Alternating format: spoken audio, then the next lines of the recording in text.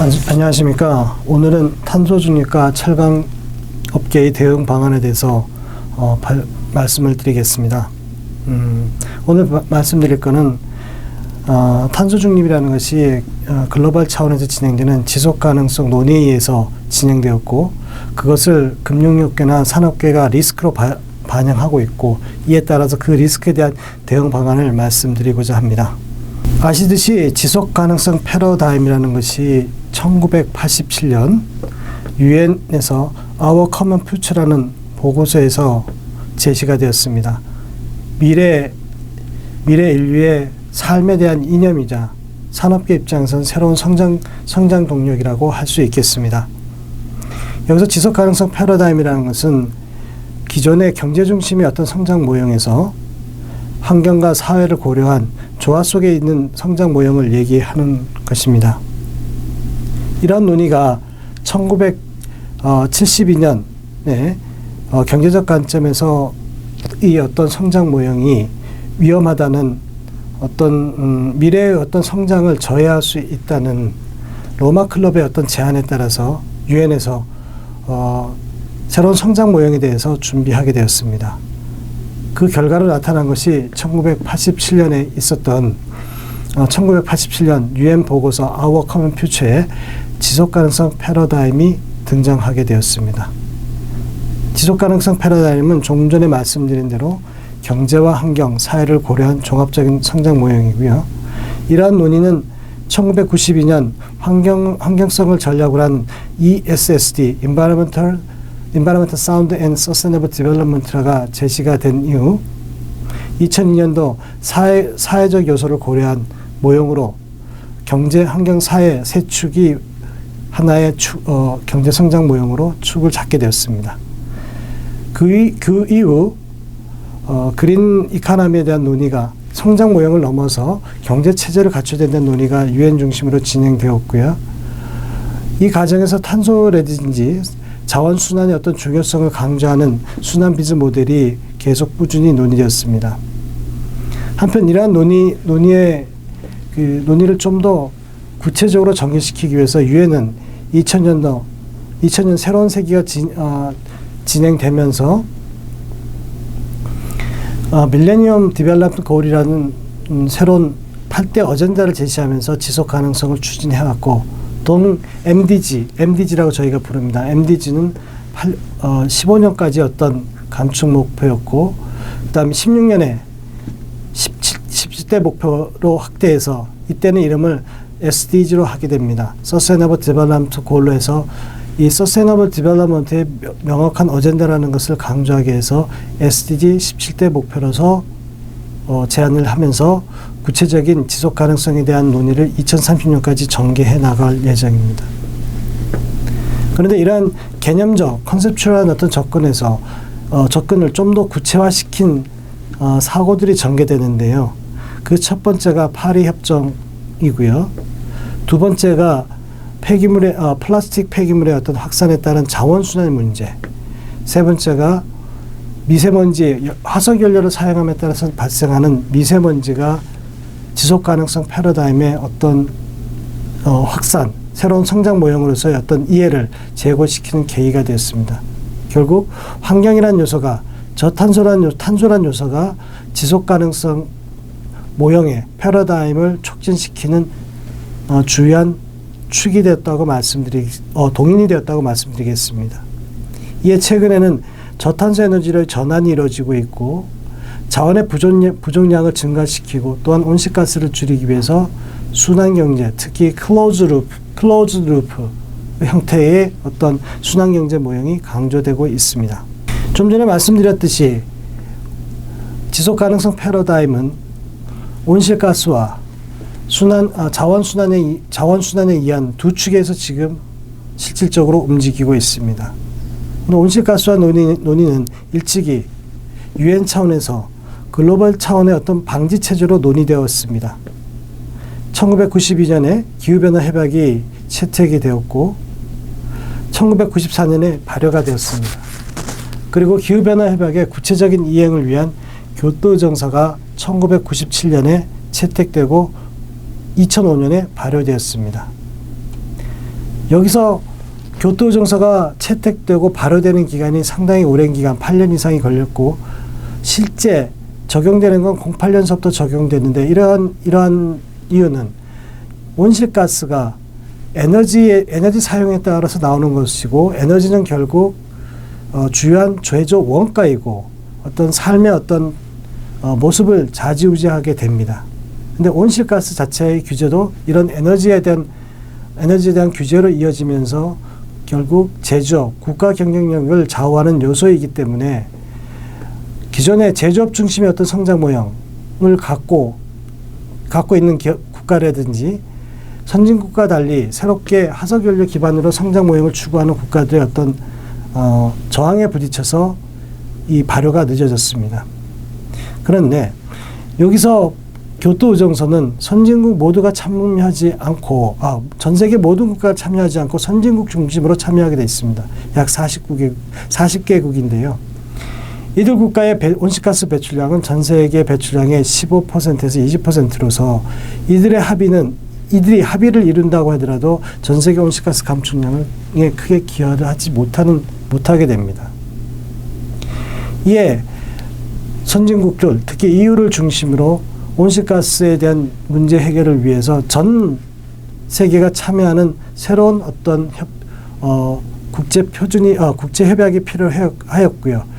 이에 미국과 EU 주도로 기후변화의 교토정서를 대체할 수 있는 파리협정 논의가 2010년서부터 진행되었고 그 결과 2015년도에 채택되었고 2016년에 발효가 됩니다.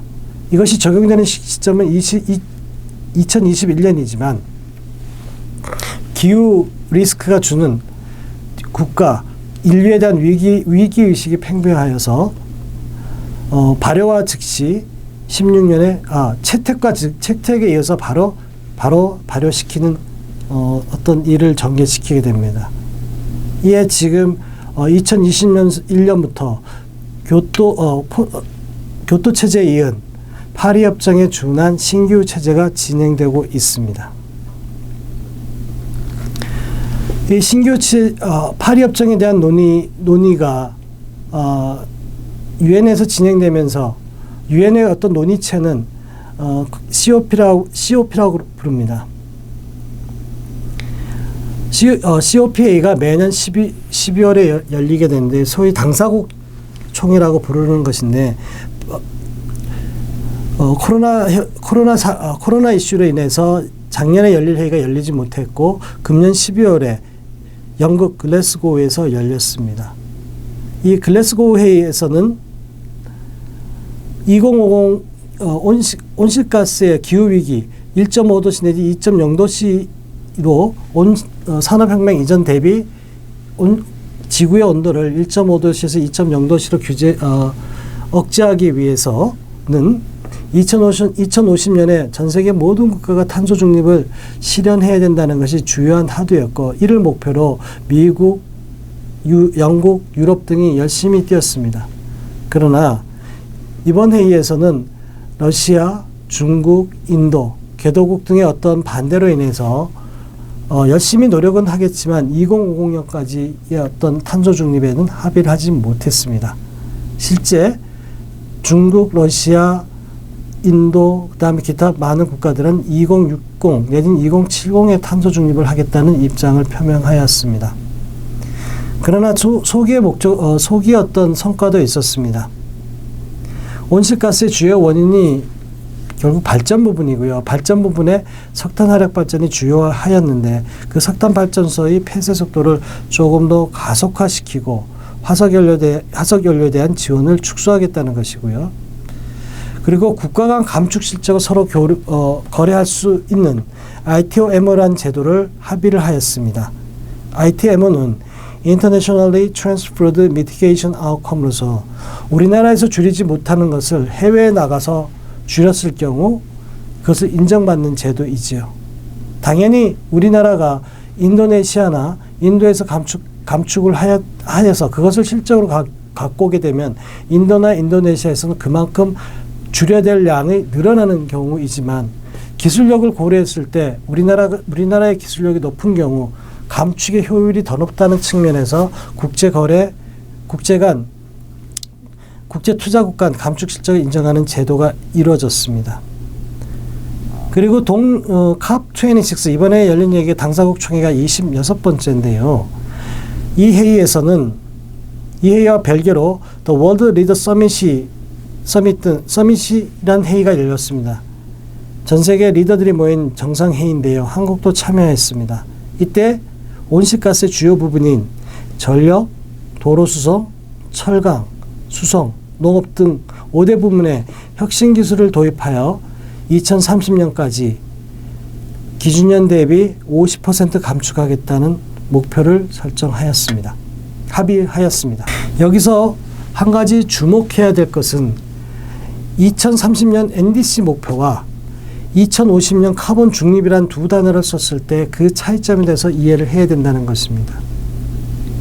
2030 NDC라고 했을 때는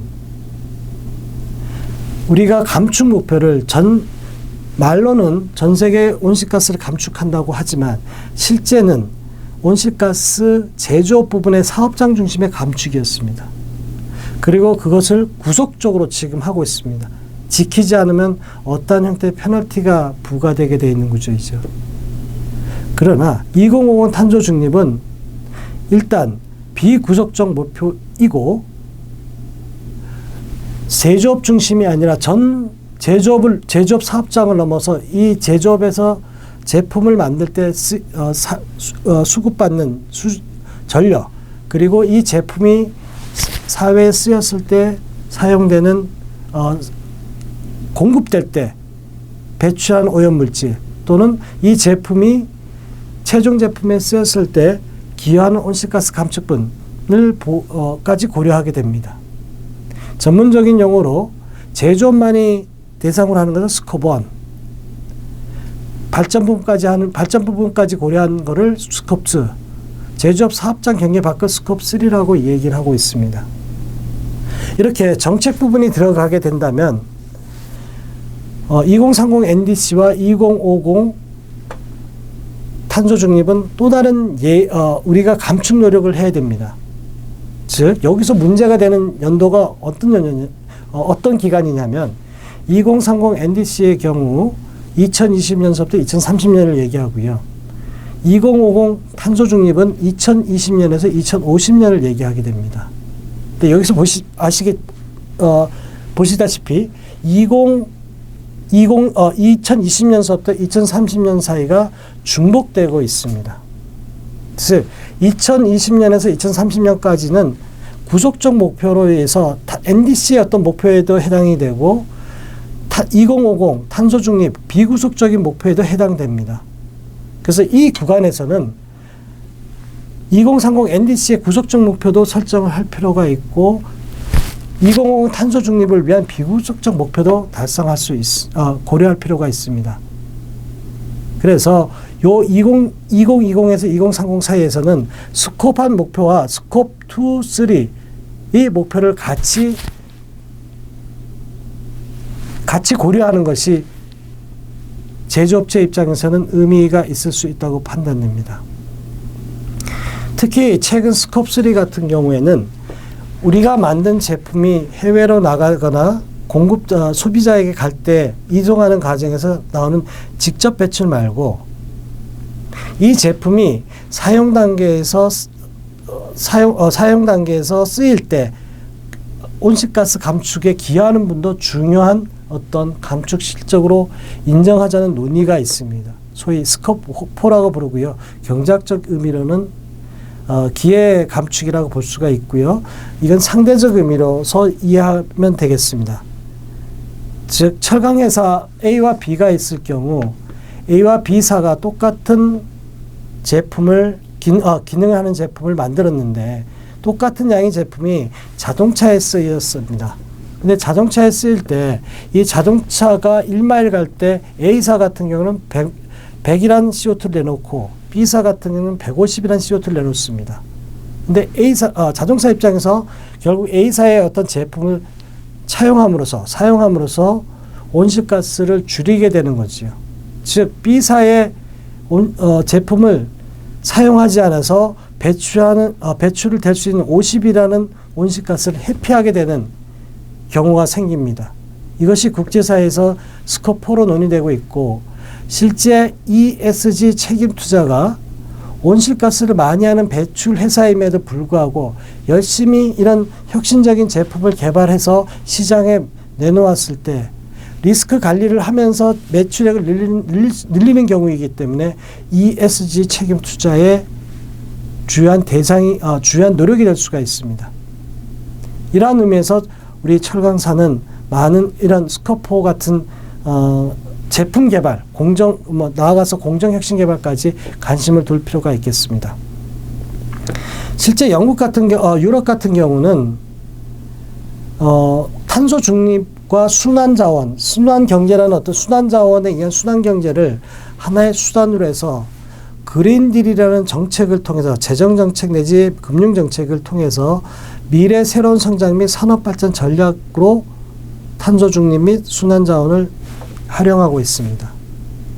결국 본인들이 많이 갖고 있는 과거 산업혁명을 통한 산업을 리드하면서 경제를 리딩하면서 축적한 자산을 활용해서 그 자산을 ESG 책임 투자 형태로 해서 탄소 중립 제품 및 순환 자원 제품에 투자해서 전 세계의 어떤 성장을 리딩하고 미래에도 성장을 계속하겠다는 전략입니다. 이를 위해서 이런 유럽 친구들이 초두에 말씀드린 대로 녹색 연기금이라든지 많은 자산들을 ESG 책임 투자로 해서 이 ESG 책임 투자가 투자할 수 있는 대상과 아닌 대상을 구별해서 새로운 산업의 어떤 구조를 만들어 가려고 하고 있고요. 조금 더 나아가서는 탄소 국경 조정 제도라는 제도를 통해서, 즉 탄소량을 통해서 제품 교역의 어떤 방식을 변환시키려는 노력을 전개하고 있습니다. 이를 통해서 영내 기업을 보호하고, 제 개인적으로 그렇습니다. 영내 기업을 보호하면서 새로운 어떤 성장 동력을 가져가려는 모습을 갖추고 있습니다. 특히 이들은 자기네들이 ESG 책임 투자의 어떤 기준으로서 텍사노미라는 레귤레이션을 만들었습니다. 여기서 텍사노미란 녹색에 의한 저탄소에 의한 산업 분류이고 그 산업에 투자하는 기준을 얘기하고 있는데요. 자기네가 만든 텍사노미 레귤레이션의 어떤 기준을 ISO라는 국제 표준에 담아서 전 세계에 확산하려는 모습을 가지고 있습니다. 현재도. 그러니까 결국 우리 철강업이 계속 경쟁력을 가지기 위해서는 제 표현으로는 지속 가능 경쟁력을 가지기 위해서는 공정 및 제품 혁신 개발도 노력해야 되겠지만 EU가 일방적으로 갖는 어떤 기준들에 대해서 우리들의 논리를 가지고 우리들의 여건을 고려해서 맞춤형 전략을 강구해야 될 것입니다. 그 대상은 EU CBAM 논의이고요. 7월 14일 날 발표된 EU CBAM 입법안이라든지 IS 국제표준에 적극 대응할 필요가 있다고 하겠습니다. 계속 말씀드린 대로 EU의 어떤 정책의 시사점은 그렇습니다. 우리가 EU를 떠나서 우리가 명확하게 인식해야 될 것은 2030 NDC라고 얘기했을 때 2020년과 2030년, 그리고 2050 탄소 중립이라고 얘기했을 때 2020년, 2030년은 정책 관점에서 다르게 인식해야 된다는 걸 다시 한번 강조드립니다. 이러한 이유는 말씀드린 대로 EU는 그린딜 하에서 저탄소 순환경제 체제로의 어떤 전환 속에서 EU 중심의 경제성장과 온실가스 감축의 탈동조화를 지향을 하고 있습니다. 그래서 그네들은 철저하게 탄소 중립 제품의 개발, 그 다음에 순환자원 제품의 개발을 통해서 전 세계 시장을 다시 한번 과거의 영광을 가지려고 하는 것 같습니다.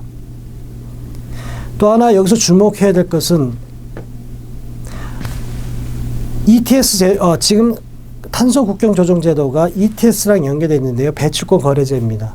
우리가 탄소를 제품 가격에 묻히는 방식은 세제가 있을 수가 있고 또 하나 배출권 거래제가 있을 수가 있고요. 정성적으로는 인증제도가 있을 수 있습니다. 인증제도, 이 모든 것이 결국 기술력에 딸려 있지만 실제 기술과 직접 관련되는 부분은 인증제도일 것입니다. 여하튼 EU나 이런 EU를 중심으로 이제 선진국들이 생각하고 있는 것은 세제나 배출권 거래제 인증제도를 통해서 정확하게 제품의 탄소 가격을 묻히려는 것이고요. 특히 CBAM 탄소 국경 조정 제도에 ETS를 연계시켰다는 것은 EU가 익숙한 배출권 거래제를 통해서 탄소 가격화를 지향한다는 것으로 이해하시면 되겠습니다. 또 하나 탄소 중립 시대의 큰 변화는 공정 중심의 온실가스가 아니라 제품 중심으로 바뀌고 있다는 것입니다. 실제 EU는 2000년도 초반에 이미 Integrated Product Policy라는 원칙을 내세워서 70년대 OECD가 공정 중심의 원칙인 Product and Process Method 방식과 연계하여서 이 IPP에서 제품 중심의 어떤 방식으로 전환하고 있다는 것입니다. 결국 공정의 어떤 혁신적인 기술을 통해서 공정의 저탄소화도 이루어야 되지만 제품 자체가 저탄소화에 기여할 수 있게끔 만들어야 될 것입니다. 당연히 기능적인 측면은 유지되어야 되고요. 이런 것들이 아마도 미래에는 고급 제품으로 인정되면서 어떤 성장의 어떤 탄력을 유지하는 바일 것입니다. 즉, 요번에 EU가 얘기한 ETS 연계 CBAM은 결국 2000년대 초반에 IPP 원칙에 준한 제품의 어떤 환경성 정책의 끝판왕이라고 보시면 될 것입니다. 왜 끝판왕이라 그러냐면 이미 IPP 원칙에 의해서 로스라든지 EUP라든지 다양한 그 환경 규제가 이미 적용되고 있습니다. 이제는 단순히 사업장 중심의 규제가 아니라 제품 중심의 교육까지 영향을 미치겠다는 의미로 받아들이셔야 되고요. 여기에 대한 전략은 계속 말씀드린 대로 우수하면서 온실가스 감축에 크게 기여하는 제품, 혁신적인 제품을 만들어서 수출하는 길입니다. 그리고 제도에도 대응하는 길입니다. 소위 말해서 스코프 4, 어보이드 에미션에 적극 대응해야 될 것입니다. 적극 대응하는 방식으로는 당연히 그러한 우수한 제품을 개발해야 되는 것이고요. 자, 지금까지 이러한 지속 가능성 리스크들을 기업과 또한 금융계가 다른 형식이지만 똑같이 받아들이고 있습니다. 지속 가능성은 산업계 입장에서는 여러분도 익숙한 CSR이라든지 기업 시민이라든지 아니면 사회봉사라든지 마이클 포터가 얘기한 CSV란 이런 형태로 받아들였습니다. 그런데 금융업계는 초기에는 SRI, Socially Responsible Investment라고 해서 기업 시민이라기보다는 사회봉사활동 수준의 어떤 투자 행위를 했다면 UNPRI가 2006년도에 선언되면서 ESG라는 관점에서 행위를 하고 있습니다. 여기서 ESG라고 얘기할 때는 자기 수익을 전제로 한 환경과 사회를 고려하고 그 환경과 사회를 고려한 거버넌스를 잘하는 기업에 투자하겠다는 얘기입니다. 여하튼 요약하면 지속 가능성이란 경제 환경 사회란 리스크를 초기에는 산업계는 사회공헌이라든지 CSR 이 정도 수준에서 받아들였고 금융계는 SRI 형태로 받아들였습니다. 그러나 이 부분이 조금 더 경영 리스크화되면서 산업계는 실제 어떤 그 주요한 이니셔티브로 해서 CSV라든지 기업 시민 형태로 받아들이고 있고 EU는 금융업계는 ESG라는 형태로 해서 그 리스크로 반영하고 있습니다. 당연히 여기서 중요한 게 나타나는 것이 산업계든지 금융계든지 사실 이런 비정성적 이슈를 열심히 하고 있다는 걸 제3자에게 확인시켜줘야 되는데 이거를 주요한 목적으로 하는 회사가 아니기 때문에 제3자에 의한 검증 내지 검증 활동이 확산되고 이러한 부분이 주요한 사업 아이템으로 등장하고 있다는 것입니다. 실제 최근에는 ESG는 사실은 거버넌스, 전략, 리스크, 그 다음에 지표 이런 보고서의 형태였는데 최근에는 초두에 말씀드린 대로 텍사노미 형태로 투자 대상 산업군과 투자 기준을 선정하게 구분해서 공시를 할 것을 요구하고 있습니다. 즉 어떤 회사가 철강과 신재생과 발전 사업을 원자력 사업을 하고 있다고 하는 경우 새로운 텍사노미 기준에 의하면 철강 같은 경우에는 리스크 대응을 하지 않은 경우에는 내가 100원을 투자해서 200원을 벌었다고 하더라도 공시를 할 수 없게 만드는 구조입니다. 원자력은 당연히 지금 현재 분위기로 봐서는 방사성 오염물질 때문에 당연히 매출액, 수익을 내더라도 공시를 할 수 없는 구조이고요. 이러다 보니까 이러한 사업군을 가진 회사는 소위 분위기상으로 절대적인 관점에서 신재생 사업을 하는 경우에만 그것이 수익이 안 나더라도 공시를 해야 되는 구조입니다. 근데 다행히 신재생을 통해서 수익을 낸다면 그나마 ESG 책임 투자를 하겠지만 그러지 못하는 경우에는 수익 자체를 못 내는 경우에는 이 회사 같은 경우는 열심히 활동을 하고 있지만 공시 자체를 할 수 없는 아주 극단적인 상황까지 벌어지게 되는 거죠. 수익이 안 나는 경우도 공시를 할 수 있지만 결국 투자가 이루어지지 않는 구조가 될 수가 있습니다. 이렇게 어떤 정보 공개 방식도 바뀔 수 있다는 거죠. 또한 중요한 어떤 이런 변화에 따라서 정책도 변하는데요. 결국 오염자 부담 원칙이라는 것은 바뀌지 않을 거고요. 그 오염자 부담 원칙이 공정을 중심으로 이루어졌던 것이 저탄소 친환경 제품으로 넘어서서 거기에 대한 경쟁력을 갖춰야 되는 거지요. 그래서 첫 번째 요구하는 것이 비욘드 컴플라이언스의 탈동조화를 요구하고 있습니다. 비욘드 컴플라이언스라 하면은 법규 이상의 어떤 준수는 당연히 지켜야 되는 건데 과거가 인풋 대비 아웃풋이었다면 지금은 아웃풋 대비 아웃풋입니다. 그래서 효율성을 가져야 되는 겁니다. 즉 인풋을 에너지, 사람을 투입해서 결과가 경제성이 좋아야 되는데 지금은 에너지를 집어넣었을 때 나오는 온실가스도 줄이면서 성장해야 되는 이러한 구조를 얘기하고 있고요. 두 번째로 얘기하는 것이 당연히 제품 중심의 정가전 관리를 요구하고 있습니다. 그래서 이러한 요구에 따라서 말씀드린 대로 거버넌스, 전략, 위험 관리 목표하에 어떤 정보 공시를 계속해야 되고요. 조금 더 미래로 가게 되면 텍사노미 기준에 의해서 텍사노미 기준에 준하는 어떤 사업만이 공시할 수 있는 상황이 될 것 같습니다. 또한 지금 현재 우리 활동에 대한 우리 제품에 대한 정가정 평가에 의한 EPD 인증을 받아야 되는 상황이 벌어지고 있습니다.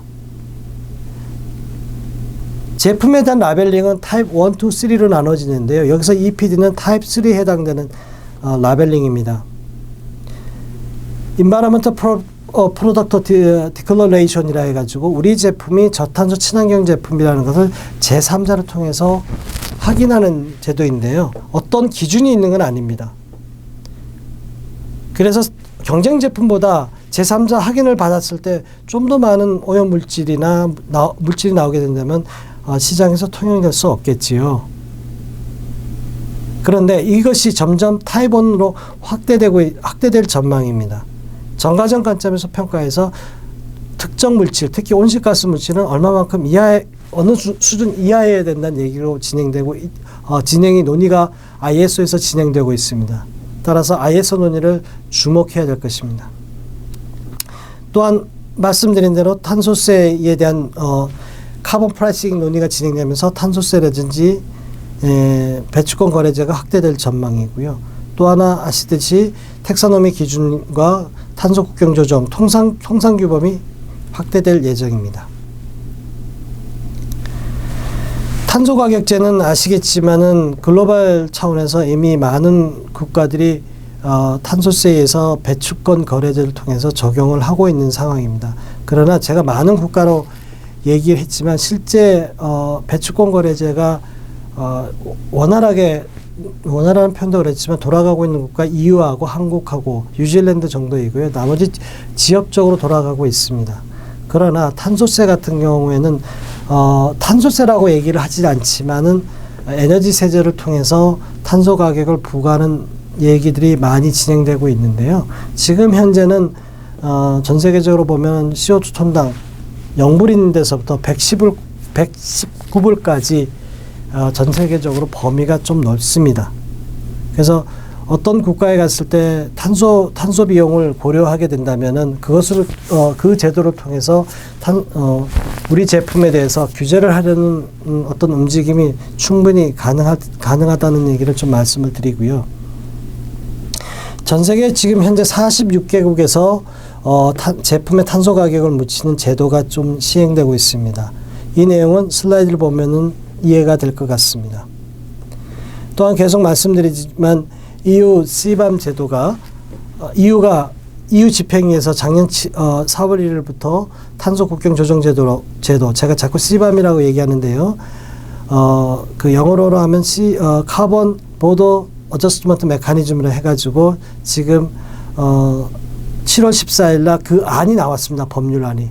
물론 세부적인 내용은 지금 이행 법률이라든지 위임 법률이 지금 논의되고 있는 상황인데요. 현재 정해진 건 사무국은 회원국 각국에서 이제 지정하는 거고 EU 집행위는 이걸 총괄하는 형태로 되어 있고요. EU ETS 배출권 거래제랑 연계해서 어떤 함유량을 계산하고 페널티를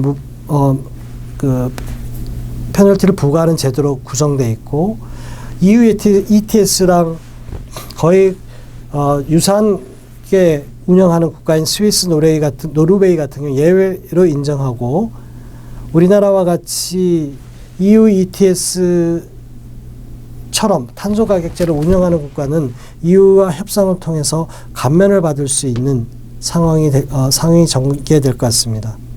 또한 이 과정에서 제품의 어떤 온실가스 산정량이 적절하게 되었는지를 적합성 평가를 통해서 진행시킬 예정입니다. 그런데 중요한 것은 이 제도가 26년서부터 전면 시행을 할 예정이고 그때는 스코반 제조업 사업장 중심의 배출량을 얘기를 하고 있지만 2031년부터는 스코프2 우리 제품에 쓰이는 발전량까지 데이터를 집어넣고 EU에 정보량을 공개해야 되기 때문에 실질적으로 스코프2까지 많은 관심을 둬야 되고요. 실제 제품 환경성 발자국 제도를 향후에도 검토하겠다고 얘기를 한 걸로 봐서는 스코프3가 중요한 이슈가 될 것 같습니다. 이와 관련해서는 ISO에서 국제표준으로서 그 산정량이 준비되고 있는 상황이고요. 그리고 초대에 말씀드린 대로 스콥3가 논의된다면 우리 입장에서는 우수한 제품 제조 기술력을 바탕으로 온실가스량을 상대적으로 줄이는 어떤 제품을 만들 수만 있다면 스콥4가 주요한 전략이 될 수 있겠습니다. 또한 말씀드린 대로 자본시장도 적극 바뀌고 있습니다. ESG에 대한 책임 투자의 규모도 커지고 있고 실제 투자의 어떤 방식도 사회공헌 수준의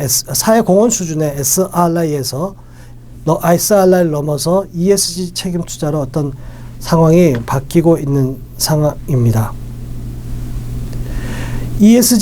그리고 말씀드린 대로 ESG 책임 투자를 활성화시키기 위해서 단순 거버넌스 전략 리스크 또한 지표 중심의 어떤 정보 체계를 넘어서 구체적인 기준을 제시하는 논의도 진행되고 있다고 말씀드렸습니다. 텍사노미입니다.